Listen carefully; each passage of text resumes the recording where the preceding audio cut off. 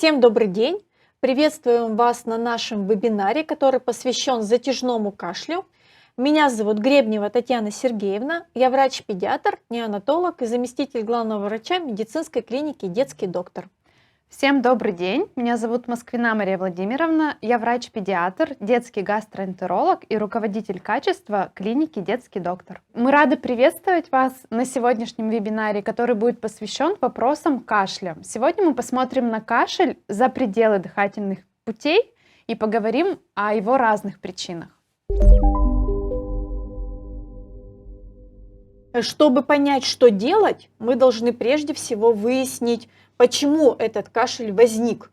И кашель может быть острый, кашель может быть подострый, и кашель может быть затяжной. Вот как раз сегодня мы поговорим про затяжной кашель. Затяжной кашель – это то, что свыше 4 недель. То есть, другими словами, кашель нам нужен. Конечно, кашель – это защитный механизм, который защищает организм от инородных, чужеродных частиц. Затяжной кашель, кашель, который больше 4 недель. Скажите, пожалуйста, кашель затяжной, он опасен? Опять же, все время на этой лекции я буду возвращаться к причинам. Нужно понимать, почему этот затяжной кашель возник. Конечно, затяжной кашель чаще всего он может быть опасным. Да? И прежде всего мы должны выяснить причину, какая причина вызвала этот затяжной кашель. Прежде чем идти дальше, мы хотели бы узнать, кто сегодня с нами, врачи, педиатры, лор-врачи, гастроэнтерологи. Напишите, пожалуйста. И, может быть, сегодня присутствуют родители, у которых есть такой вопрос относительно их ребенка. Хотелось бы сказать, что мы сегодня с Татьяной Сергеевной постараемся ответить на все вопросы, а мы идем дальше. Татьяна Сергеевна, расскажите, пожалуйста, самые частые причины инфекционного кашля. Причины кашля могут быть разные. И совсем скоро, 26 апреля, уже в эту субботу, у нас пройдет большой медицинский форум, и название этого форума «100 оттенков кашля». Такое название не просто так. Возможно, и намного больше оттенков этого кашля. И здесь опять же надо понимать причину, да, что вызвало тот самый кашель. И кашель может быть инфекционный, и чаще всего инфекционный это либо вирусный, либо бактериальный. Кашель может быть постинфекционный, как следствие того, что ребенок или взрослый человек переболел, и какой-то период он может еще длительно кашлять. Кашель может быть по какой-то другой причине, не связанный с вирусами, бактериями. И об этом же мы тоже будем говорить на нашем докториуме 26 апреля в бизнес-центре Европа. И возвращаясь, да, простите, Мария Владимировна, я вас перебила, про инфекционные причины затяжного кашля. Инфекционные причины могут быть вирусные или поствирусные, инфекционные причины могут быть бактериальные. Если мы говорим про вирусные причины, то одни из распространенных причин затяжного вирусного кашля – это риносинцитиальный вирус, это аденовирус. Если говорить про бактериальные причины затяжного кашля, инфекционные, то это такие тяжелые и нехорошие затяжные заболевания, как коклюш, паракоклюш, туберкулез, который никуда не делся, да, хламидийная микоплазменная инфекция. Поэтому это все то, что необходимо врачу на своем приеме дифференцировать и понимать, что делать дальше, какой дальнейший будет исход, да, как долго будет ребенок кашлять. Это пройдет через неделю, да, или это может быть месяц, или если мы говорим про коклюш, это кашель 100 дней. Да, поэтому здесь очень важно, опять же, понимать причину. Важно ли знать, какой именно вирус вызвал кашель? Нет, это абсолютно не важно. Не важно почему, потому что вирусов огромное количество, и любой вирус может вызывать тот самый вирусный или поствирусный кашель. И нету специфического лечения вирусной инфекции, и узнаем мы, что это аденовирус, это не изменит никак нашу дальнейшую тактику. Поэтому знать, какой вирус, дифференцировать его с какой-то целью абсолютно не обязательно. Такое заболевание, как туберкулез, актуально вообще в детском возрасте? Актуально.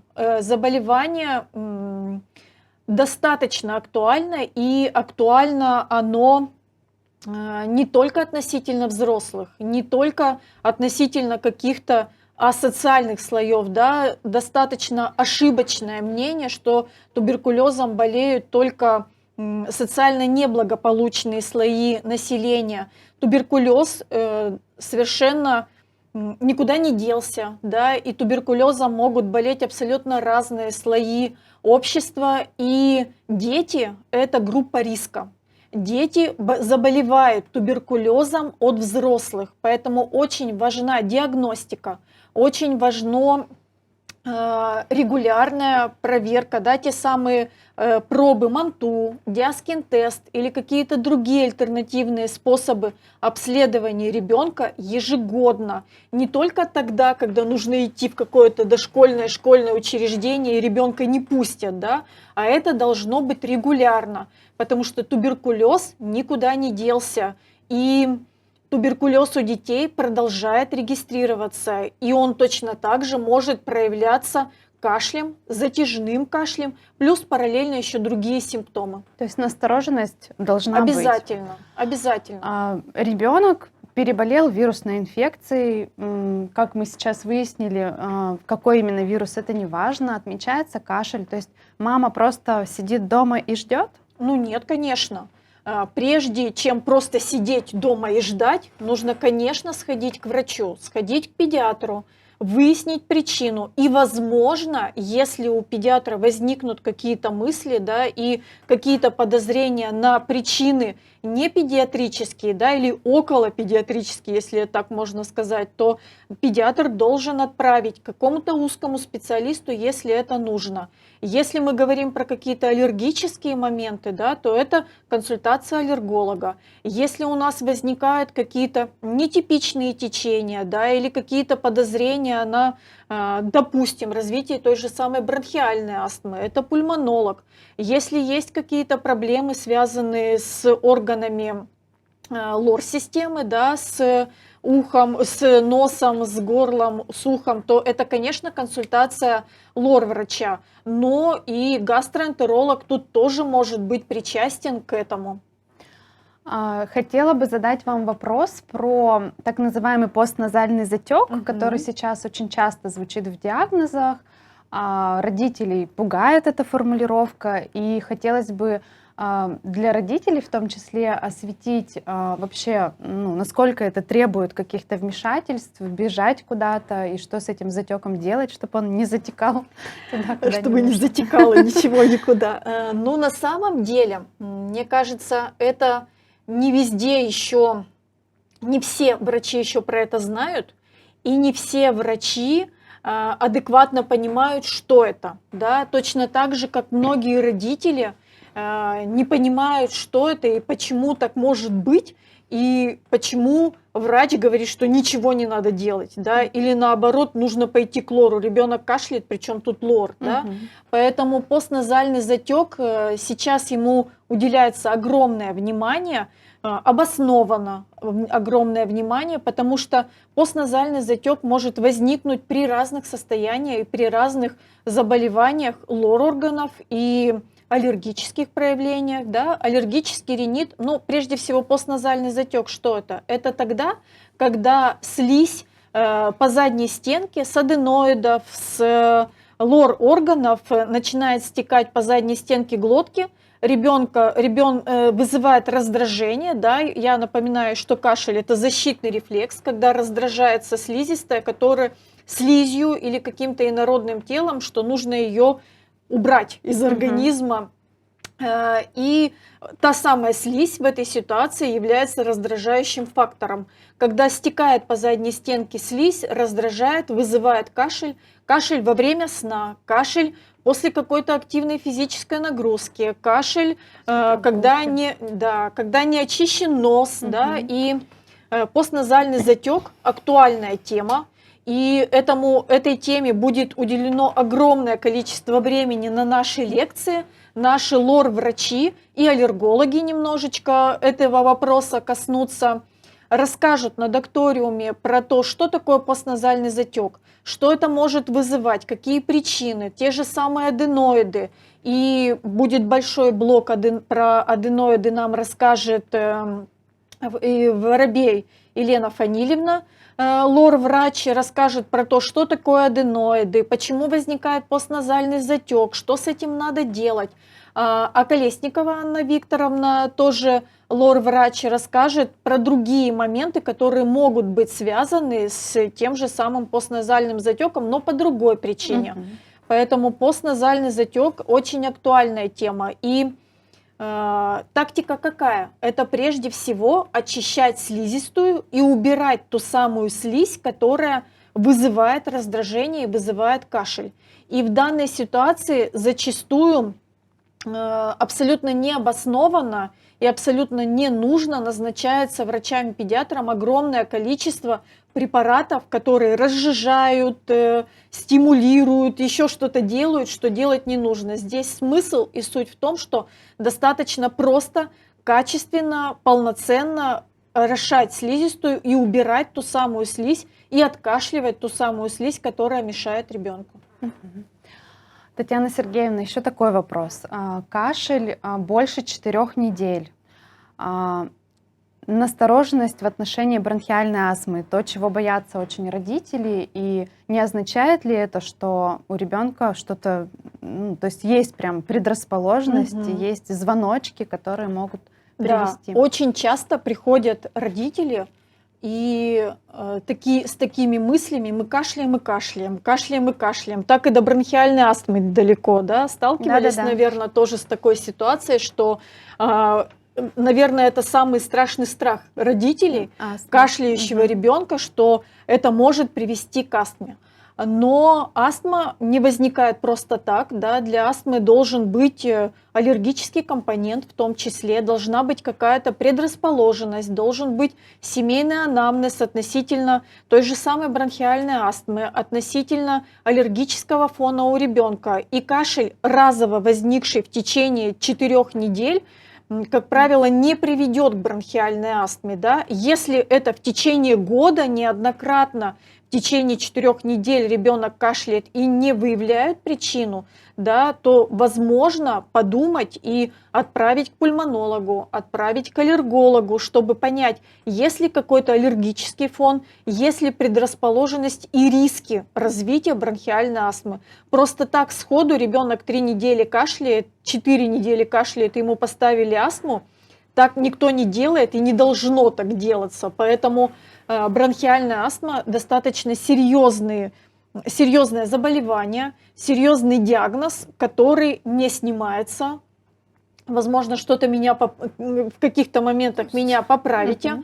Это может быть стойкая ремиссия пожизненная, да, но диагноз бронхиальная астма не снимается. И просто так сходу его ставить каждому ребенку, который кашляет 4 недели, такого не должно быть. Для этого должны быть основания. Да. Еще один страх родителей, то, что часто приходится слышать на приемах, когда длительный кашель, и мама волнуется, может быть, у ребенка пневмония, давайте сделаем рентген. Но при этом нет признаков не аускультативно, когда мы его смотрим, нет подъемов температуры, ребенок активный, бодрый.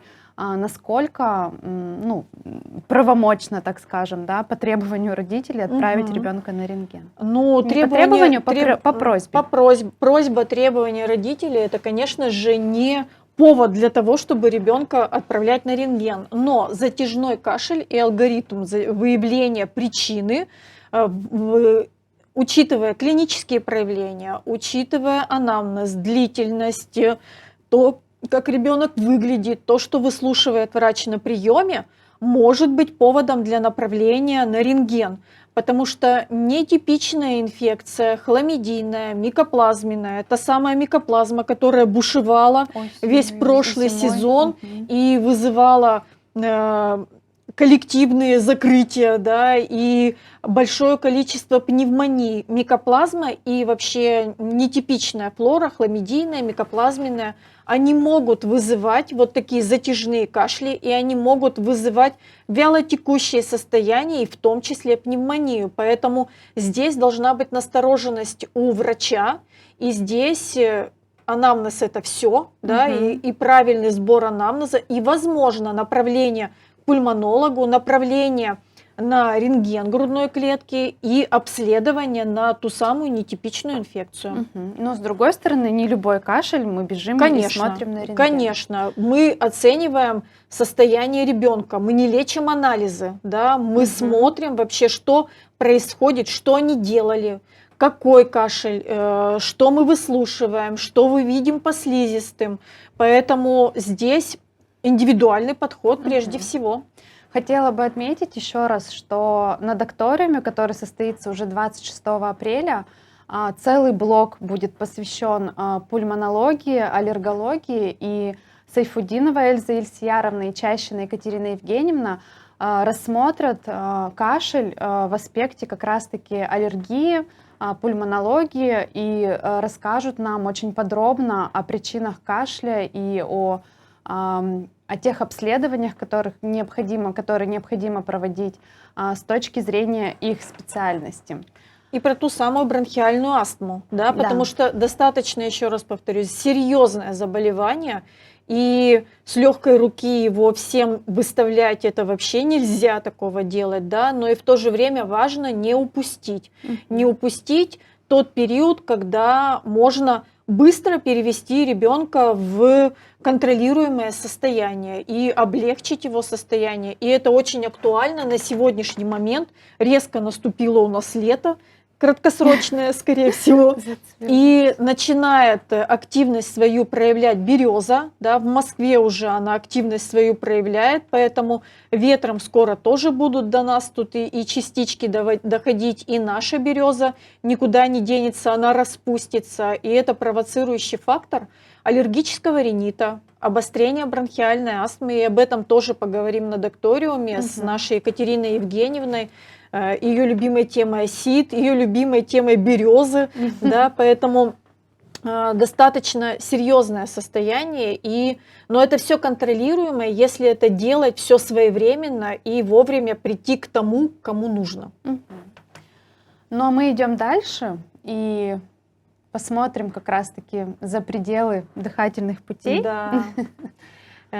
И здесь я возьму слово, и Мария Владимировна у нас гастроэнтеролог, и очень часто, я думаю, что вы сталкиваетесь с такой проблемой.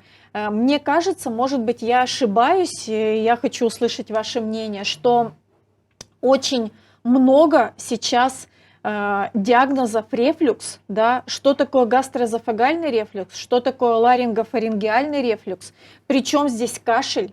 На самом ли деле эти состояния связаны, и их много, и что вообще делать, и когда делать, да, и в каком возрасте. Поэтому такой огромный пласт, насколько это вообще актуально.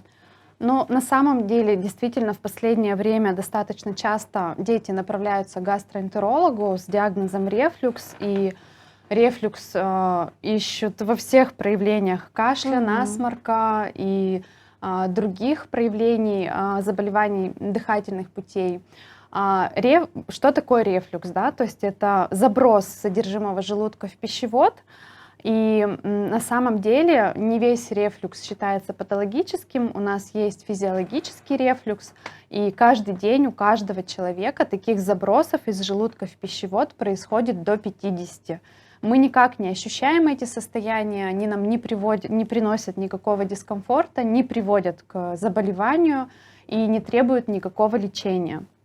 Гастроэзофагеальная рефлюксная болезнь развивается тогда, когда рефлюксы происходят слишком часто, слишком длительно и приводят к раздражению и повреждению слизистой оболочки пищевода, слизистой оболочки дыхательных путей. Это как раз-таки про ларингофарингеальный рефлюкс, когда вот этой вот содержимым желудка, соляной кислотой происходит повреждение слизистой дыхательных путей. Часто направляются такие дети к гастроэнтерологу, но не всегда на самом деле клинически мы имеем дело с гастроэзофагеальной рефлюксной болезнью. Поэтому, если есть сомнения, безусловно, нужно направить к соответствующему специалисту, но далеко не всегда кашель — это ГЭРБ. Причем тут кашель и желудок, то есть происходит рефлекторное раздражение нервных окончаний, и за счет этого происходит развитие кашля, возникает кашель так называемый. Имеет ли значение, какой возраст? В данном случае кашель чаще всего, как проявление рефлюксной болезни, характерен для детей дошкольного возраста, младшего школьного возраста. У детей 1-го года проявление рефлюксной болезни в виде кашля редко. Хотелось бы еще спросить про такой момент. Насколько информативно, насколько доказательно проведение УЗИ желудка? На УЗИ пищевода желудка достаточно часто направляют детей для диагностики рефлюкса. И на самом деле этот метод исследования нам нужен, по сути, в первые месяцы жизни для того, чтобы исключить именно врожденную патологию, врожденную аномалию развития желудочно-кишечного тракта. Так, это пилоростеноз. Это то состояние, которое оно неотложное, оно требует неотложной помощи хирургов, опасное для ребенка. И в этом случае действительно УЗИ пищевода нам помогает поставить диагноз. Во всех остальных случаях УЗИ пищевода желудка с заключением гастроэзофагальный рефлюкс не означает, что мы нашли какую-то патологию и что этот рефлюкс обязательно нужно лечить. Почему? Потому что, возвращаюсь опять же к физиологическому рефлюксу, в норме у каждого человека забросы есть, и родители ходят ежегодно на УЗИ пищевода желудка, им описывают рефлюкс, они проводят лечение, идут снова на УЗИ пищевода, и снова этот рефлюкс, и ищут доктора, который им этот рефлюкс наконец-то уже вылечит. При этом у ребенка никаких симптомов, никаких проявлений рефлюксной болезни нет, поэтому в данном случае УЗИ пищевода желудка нам не помогает, как правило. Но помогает смежные специальности, то как раз-таки, что мы смотрим на кашель со всех сторон. Нередко такие пациенты приходят от лор-врачей с заключением ларингофарингеальный рефлюкс, который они видят при проведении диагностической эндоскопии. И в данном случае действительно лор-врачам сложно справиться с носоглоткой, да, то есть с симптомами увеличенных аденоидов, рецидивирующих отитов, рецидивирующих ларингитов, пока мы не проведем нашу антирефлюксную терапию. Я еще скажу, что касательно кашля и рефлюкса, если причина кашля в рефлюксе, то лечение, оно практически всегда дает свой эффект. Когда родители пришли с кашлем, мы назначили антирефлюксную терапию, и при этом ничего не поменялось, то здесь в другом причина. Кто может, должен назначить лечение? Вот такая ситуация. На эндоскопии у лор-врача, лор-врач видит забросы, видит ларингофарингеальный рефлюкс. Он имеет право назначить препарат, и какой препарат, и вообще насколько это правомочно, и немножечко про это. Я знаю, что на форуме вы на это прямо большое количество времени уделите. Коротко, кто должен назначить антирефлюксную терапию? Ну, мое мнение, что заниматься лечением гастроэзофагеальной рефлюксной болезни, будь то пищеводные проявления, внепищеводные, должен все-таки специалист, гастроэнтеролог. Тактика у лор-врачей есть, что они пробно назначают терапию на 2 недели антацидами и оценивают эффект. Лучше, не лучше, и уже дальше для более, так скажем, подробного лечения направляют к гастроэнтерологу. Я думаю, что мы не будем раскрывать все карты и все, что мы сейчас преподносим. Это только самая верхушка того, о чем мы поговорим. Но что же делать, да? Пока не видим, кто с нами сегодня здесь, возможно, есть и родители, и, возможно, есть врачи, и они правомочно могут подумать и задать вопрос, что же делать, да? Тому же самому лор-врачу, что порекомендовать, тому же самому педиатру, что порекомендовать, пока не попал ребенок к гастроэнтерологу. До лечения, да? Мгм. Ну, самое основное, что мы рекомендуем, это сон с приподнятым головным концом. Мы рекомендуем режим питания, то есть последний прием пищи в течение дня не меньше, чем за 2-3 часа до ночного сна.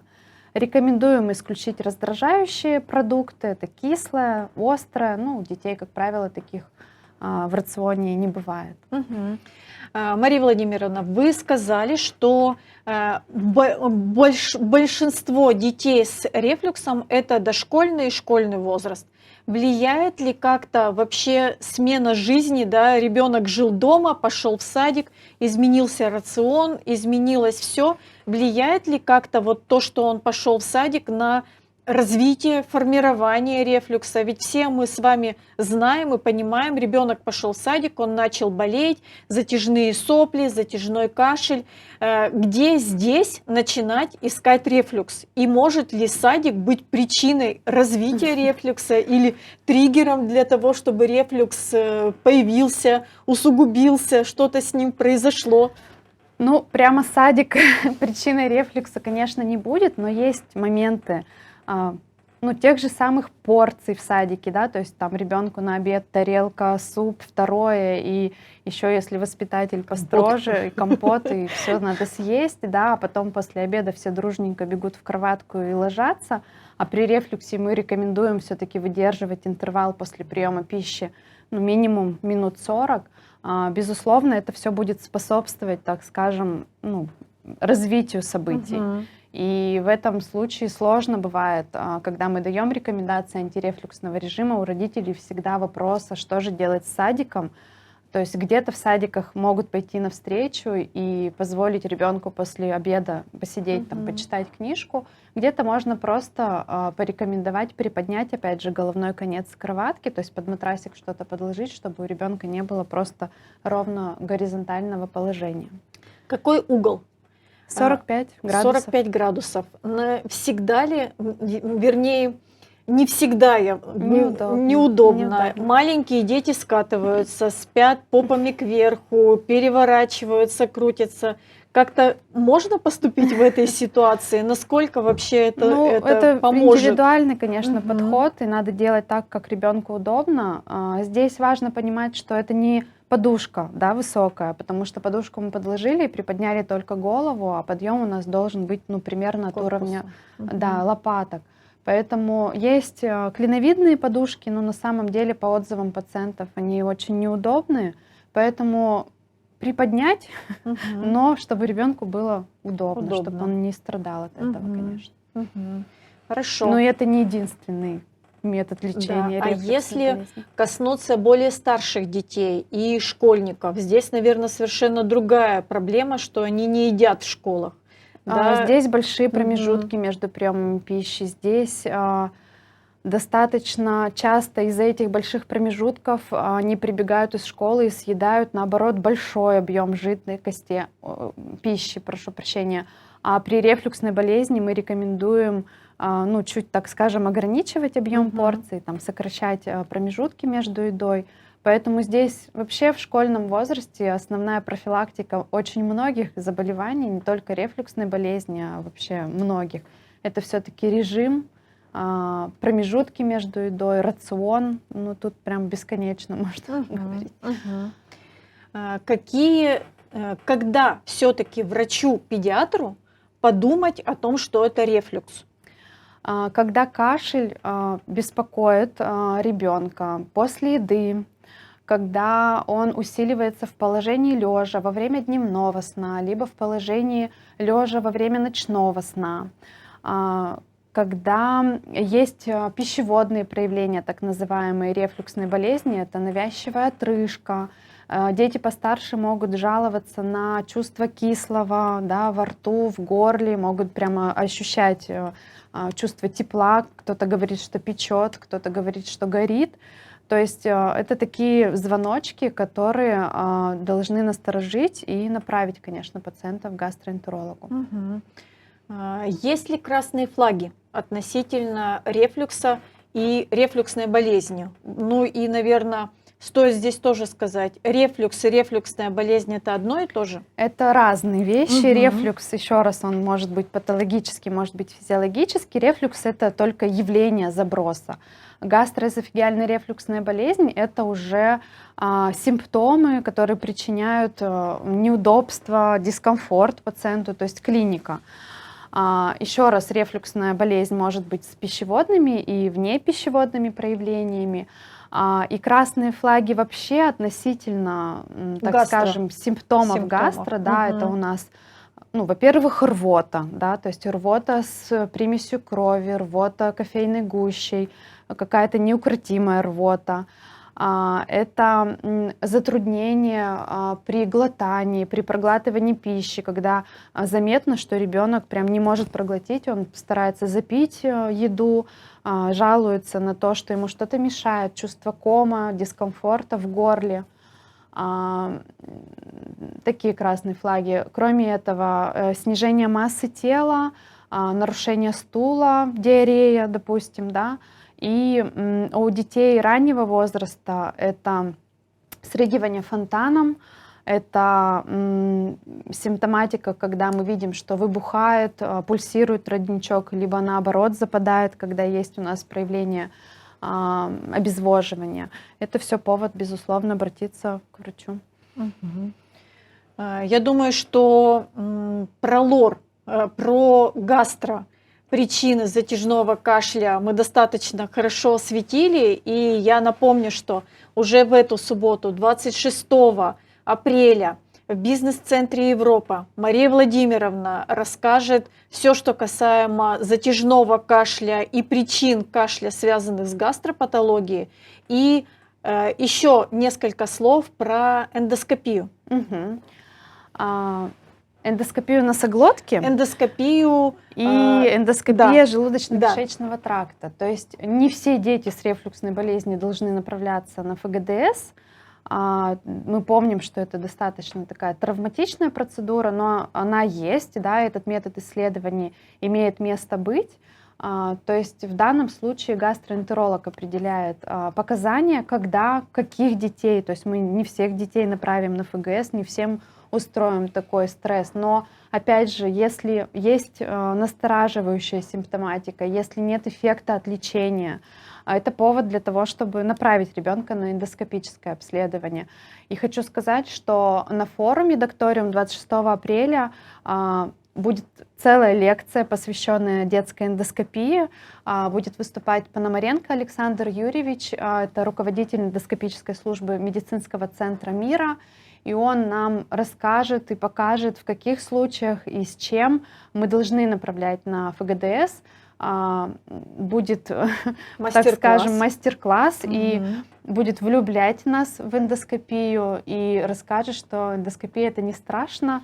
Призыв его такой, но мы такой, конечно, вопросик, не страшно. Но хотела бы еще сказать, что есть у нас диагностическая эндоскопия носоглотки, да, то, о чем будут тоже в субботу очень активно нам рассказывать лор-врачи.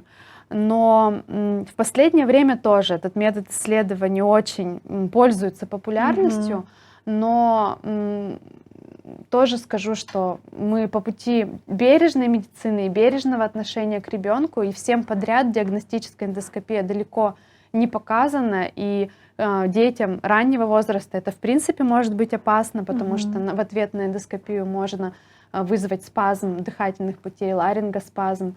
Поэтому во всем индивидуальный и бережный подход, и об этом мы будем достаточно много разговаривать в субботу со специалистами, с лор-врачами. И обоснованность. Обоснованность всего, что назначается, и всего того, что делается.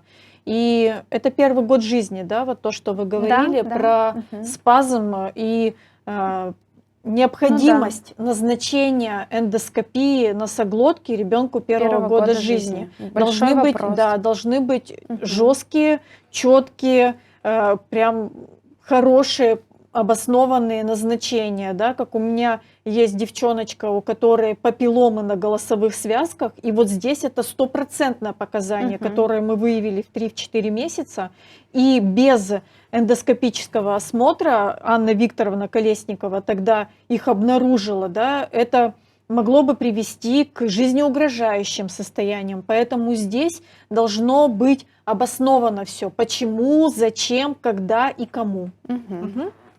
Ну что, мы идем дальше, Да. То есть одна из причин затяжного кашля, да, это инородное тело в дыхательных путях. На самом деле для детей Очень актуально. да, вообще Очень нередкая актуально, история, да. и на самом деле бывает причиной. Иногда родители даже не замечают, он может Да. там поперхнуться, да, прокашляться, и дальше, так скажем, клиника развивается. А может и наоборот, да, может быть и достаточно, опять же, жизнеугрожающие. Те же самые магниты и прочие вещи, которые засовывают в носы, и едой поперхиваются, и не только Кукурузу. едой, да, Недавно у меня и на приеме был мальчик, да. который подавился кукурузой. Да, и это опять же Страшно. бережное отношение, и это моменты, которые педиатры на своих приемах должны проговаривать. Если мы говорим про детей ранний возраст, про правила введения кусочков, да, и то, как можно и нужно оказать первую помощь, если ребенок подавился, поперхнулся, и про безопасность в доме, да, про то, что что не должно быть все вокруг, что мелкие детали, которые ребенок может себе засунуть, проглотить, вдохнуть и прочие небезопасные вещи. Следующая причина затяжного кашля — психогенный кашель. На самом деле тоже имеет место быть, и с такими пациентами тоже приходилось сталкиваться. Но я здесь бы еще хотела сказать, что нередко к гастроэнтерологу направляются дети с таким симптомом, как навязчивые кхеканье, постоянные, да, то есть и здесь тоже это может быть как проявление рефлюксной болезни, действительно, и когда мы назначаем антирефлюксную терапию, достаточно быстро уходят эти симптомы. Как быстро? Неделя, 2, Ну, в течение месяц. 2 недель постепенно сходит на нет. Мгм. Некоторые родители прямо говорят, что неделю пропили препараты и все прошло. Но есть такое проявление, как гиперкинетический синдром, да, то есть синдром навязчивых движений, но который проявляется вот такими кхеканьями. Это бывает, приходят такие дети действительно на прием, и в данном случае, если лечение не дает эффект, следующий этап — это направление ребенка к неврологу Невролог, да. для диагностики, для подбора терапии, и, как правило, вопрос решается с назначением. Какой препарата. возраст, по вашему мнению, чаще всего, для какого возраста характерен психогенный кашель? Ну, здесь по опыту это больше дети школьного возраста, да, то есть там ответ, видимо, на нагрузки, не знаю, стрессовые ситуации. Ну, бывает еще детки такого предшкольного, Да, да, перед школой, когда у них такой волнительный переход, смена образа жизни, когда из дружественного садика они уходят для них непонятно куда. Да, тоже. да. Но и это, возможно, поправите меня, это какие-то моменты активного роста, когда они интенсивно растут, да, скачки развития, когда много всего происходит и не успевает головной мозг за всей этой историей. Очень часто это какие-то спортсмены. Да? Вот в моей практике достаточно большое количество с психогенным кашлем – это дети-спортсмены, у которых с которых требует много всего, большая нагрузка. Это синдром отличника, когда нужно победить, занять первое место, выиграть медаль, да, и когда детская нервная система не справляется с этим, может возникнуть вот такой психогенный кашель. И здесь очень важно дифференцировать его с другими симптомами, да, с другими проявлениями. И опять же, может быть, меня поправите или что-то добавите. Это больше, наверное, кашель исключения, когда мы уже все исключили. И сложно бывает родителей на самом деле убедить, что это действительно какой-то психогенный кашель или это какой-то гиперкинетический синдром, потому что на самом деле проще найти другую причину, чем поверить, И всем что же это... хочется волшебную таблетку. Конечно, да. Волшебную таблетку, которая за день избавит ребенка или Мне тоже секундно хочется такую таблетку. избавит Назначила, и классно. за ребенка от кашля. Ну и врожденная аномалия развития дыхательных путей — это тоже одна из причин развития кашля. И здесь очень важно, как раз-таки, как Татьяна Сергеевна всегда нам говорит, сбор анамнеза, осмотр ребенка, да, выявление каких-то красных флагов, ну и, соответственно, обследование ребенка. Ну и я сюда бы, наверное, еще добавила, это не врожденная аномалия, я бы сюда еще добавила недоношенных деток, которых достаточное количество сейчас, с которыми научились работать, которых Ухаживать. спасают, ухаживают, но бронхолегочная дилатация никуда не делась.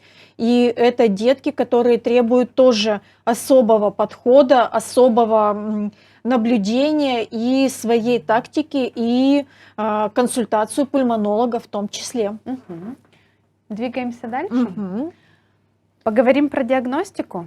Поговорим, но мы уже какие-то моменты обсудили, да, и прежде всего я буду всегда к этому возвращаться и говорить о том, что анамнез — это наше все, да.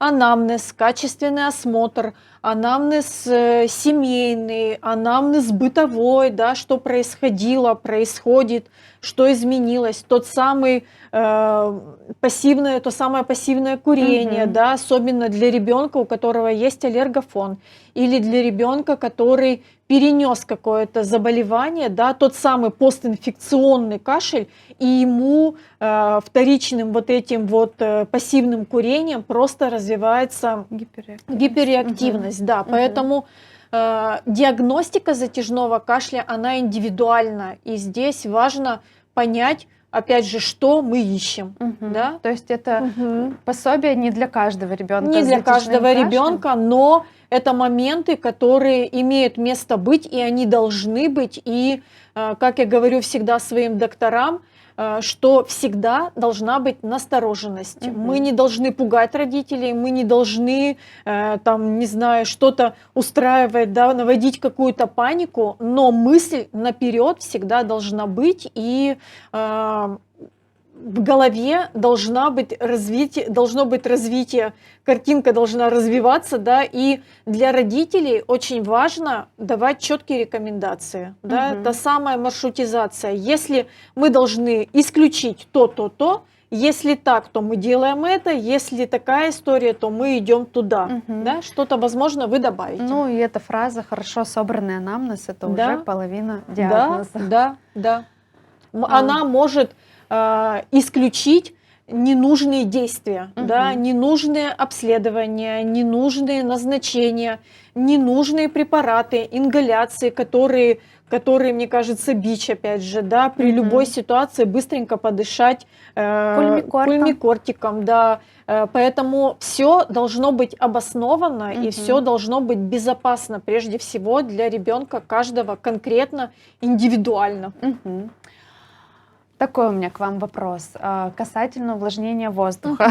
То, что сейчас у нас в первой строчке рекомендаций, когда к нам приходят пациенты с вирусной инфекцией, что нам в каждой семье, в каждом доме должен быть увлажнитель, очиститель, озонатор, ионизатор, все гаджеты?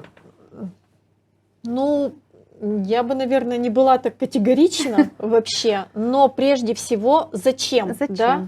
И почему сейчас, да и вообще, мне кажется, не сейчас, это всегда было и должно быть актуально, просто сейчас на этом как-то концентрируют внимание, и просто даже не все люди, родители, взрослые, возможно, и врачи не понимают вообще, что это такое и зачем. Да? Ну, прежде всего, климатические условия в месте, где ребенок живет. Должно быть влажно и прохладно. Для чего? Наша слизистая носа прежде всего, это тот самый барьер, первый защитный барьер, который адсорбирует на себя всю инфекцию и не дает проникать инфекции дальше и слизистая в носу должна быть слизистой, да, Мгм. она должна быть влажной. Реснички в полости носа должны работать, чтобы они очищали и не давали инфекции проникать дальше. Поэтому слизистая носа – это самая чувствительная слизистая к атмосферному вообще, к тому, что происходит в помещении.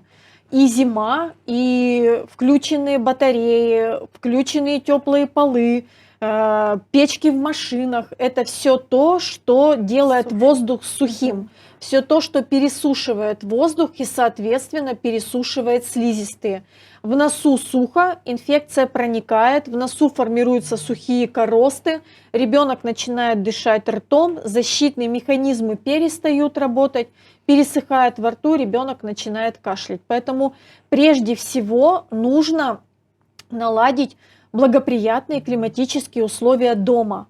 Про что это? Про влажный воздух. Влажность должна быть 50-60%, это идеальная цифра. И температура помещения это примерно 22 градуса. Да? Мгм. По сути, это реально не очень комфортно, я думаю. Это прохладно Ну и да, влажно. прохладно и Мне влажно. не нравится точно, но это идеальные условия для того, чтобы коже, слизистым было хорошо, и они выполняли свою защитную функцию. Да? И это первый этап, когда мы говорим о защитных механизмах иммунитета. Да? Мгм. Должны быть влажные, слизистые, которые выполняют свою защитную функцию. Родители очень часто говорят, что мы проветриваем, да, у нас жарко, но мы проветриваем. Мгм. Проветриванием мы даем доступ свежего воздуха, мы охлаждаем воздух, но мы его не увлажняем. Мгм. Это очень важный момент, да, потому что очень часто родители говорят, что ну мы же проветрили, да, это совершенно другая история. Влажный воздух и прохладный воздух – это разные вообще абсолютно понятия. То есть, если влажность на достаточно хорошем уровне, покупать специальный увлажнитель Не нужно. не нужно. У ребенка затяжной кашель, его вылечили, но мама, безусловно, помнит этот период, да, то есть боится, что это когда-то вернется. Ребенок закашлял, и на всякий случай какой-нибудь сиропчик от кашля сразу начнет, чтобы вот он не разболелся, не раскашлялся. И Правомочно? опять же надо понимать причину. Да? Мгм. Почему он закашлял, что с ним произошло, да? Возможно, у него воспалена слизистая зева, да, фарингит, раздраженная слизистая вызывает першение, кашель, что здесь с сиропом мы сделаем, Мгм. да?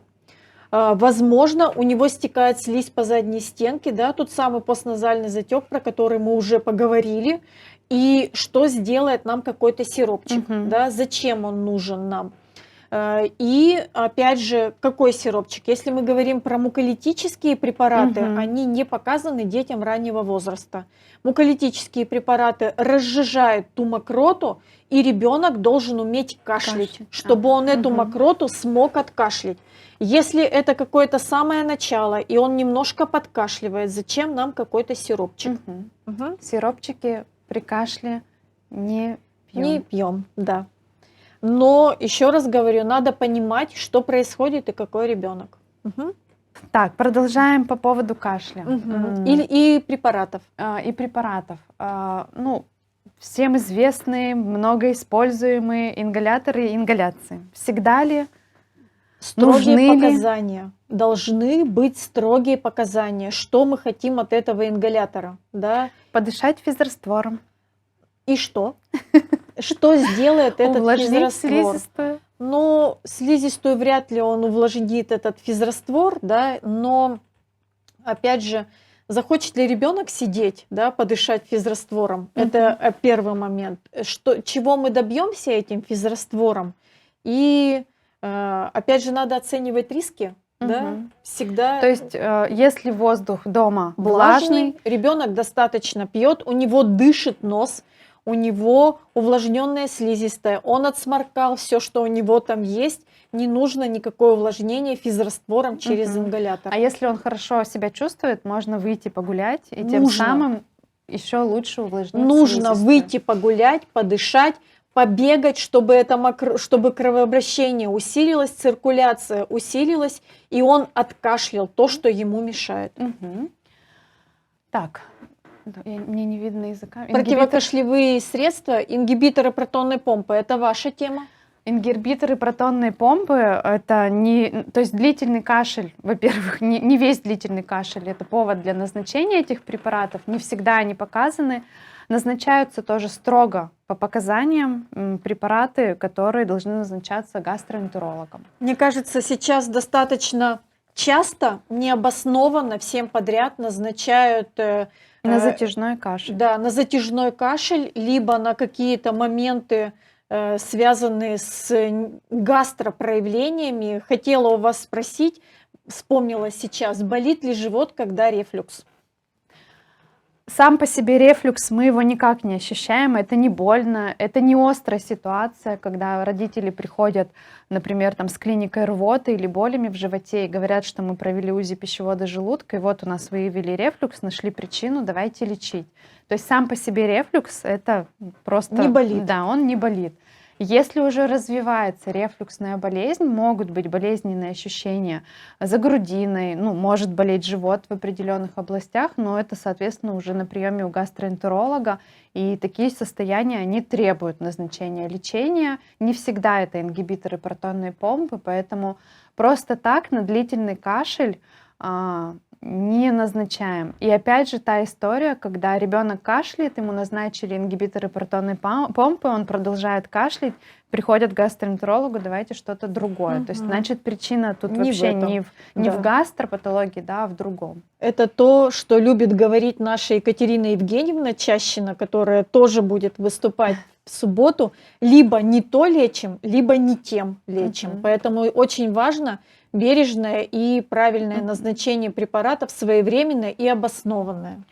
Ну и про противокашлевые препараты. Мгм. Дал таблеточку или И всё сиропчик, прошло. и не кашляешь. Ну, нету волшебной таблетки, да, волшебной таблетки нету.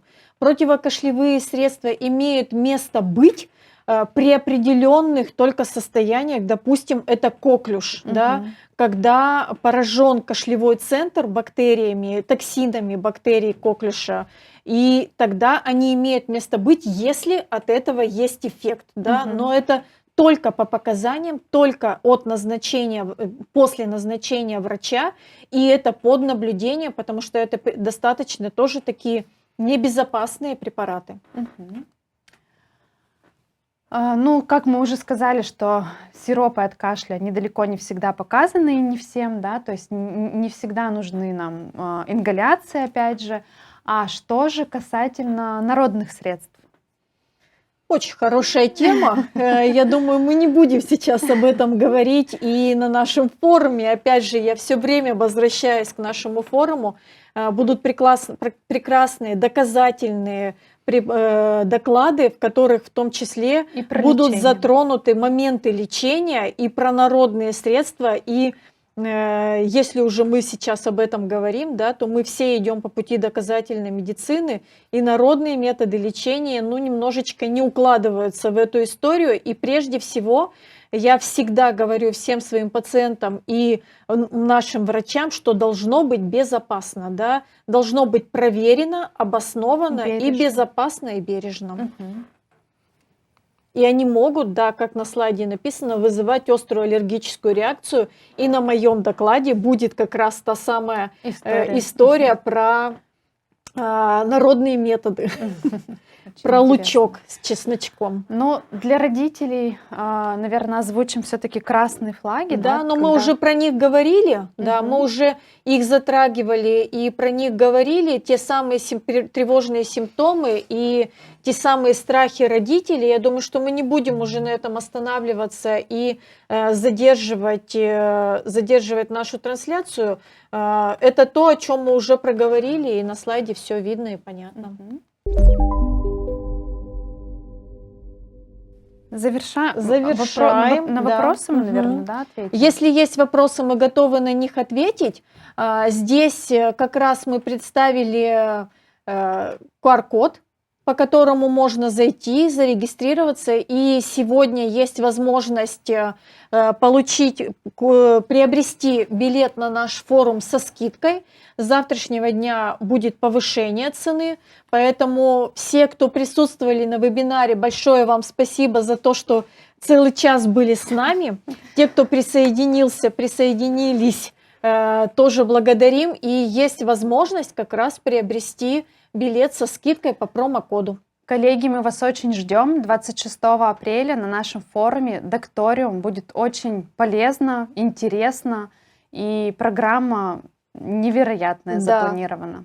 И напомню про то, что у нас есть приглашенные спикеры, да, это всеми известная, любимая, обожаемая мной и нами Нина Обласова, которая будет рассказывать про вакцинацию, про коммуникацию с пациентами, как убедить, переубедить, настроить, дать какой-то нужный вектор для родителей, которые боятся, которые являются антипрививочниками, которые наслушались мифов, начитались всего, что этого делать не нужно, как их перевести на светлую сторону.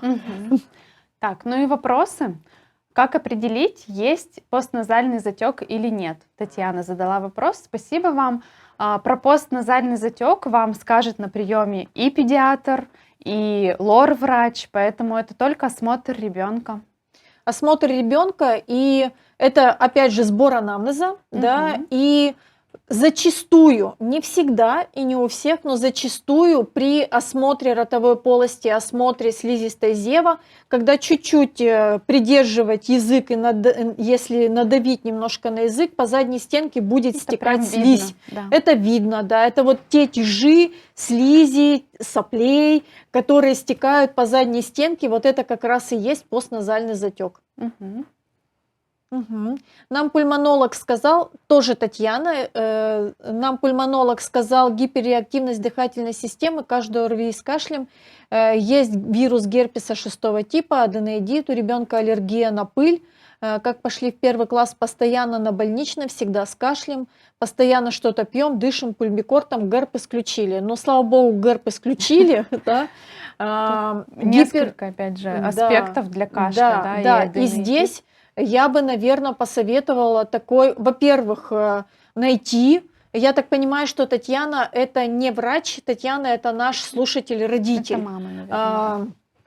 Я бы, наверное, порекомендовала мультидисциплинарный подход со всех сторон, не только пульмонолог и аллерголог. Если есть аллергическая реакция на пыль, пыль это по сути круглогодичная история, да. И если говорить про лечение аллергических реакций, если выявляется аллергия на клещей домашней пыли, есть осид-терапия на клещей домашней пыли, и это тоже проходит круглогодично, не как готовят к весне, да, поэтому здесь должен быть грамотный аллерголог, который вас будет лечить от аллергии на пыль, и, скорее всего, здесь больше грамотный лор-врач, и понимать вообще, что 1 класс, между прочим, это такой триггерный тоже момент, когда дети начинают болеть. Они обмениваются уже другой микрофлорой, которая отличается от микрофлоры садика. Да, это тоже вот так же, как пошли в садик, точно так же 1 класс,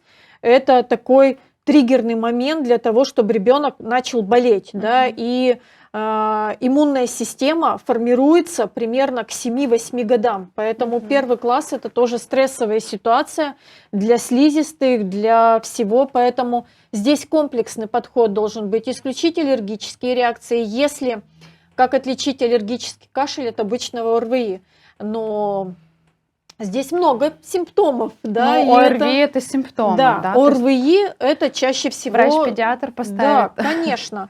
Аллергический кашель причина значимый, да. Вы проконтактировали с аллергеном, у вас появилась реакция. Респираторная инфекция – это, как правило, температурная реакция, какое-то нарастание симптомов. Недомогание, насморк. Да, поэтому, мне кажется, Татьяне нужен хороший, грамотный, отличный педиатр, который распределит вас по узким специалистам. Я думаю, что мы ответили Татьяне. Да. Да? Угу. Вам спасибо, Татьяна, за такой вопрос. За вопросы. Мгм. Отлично, но вопросов больше нету, поэтому я думаю, что мы будем заканчивать, да, и еще раз повторюсь, что мы ждем всех в субботу на нашем форуме. Тот, кто не приобрел еще билет на наш форум, сегодня есть такая возможность сделать это со скидкой. Будет интересно. Мария Владимировна? Приглашаем, ждем в субботу, будем общаться, обмениваться опытом и учиться. Друг у друга. Да. Спасибо за сегодняшнее внимание, Да. за вопросы. Всем спасибо.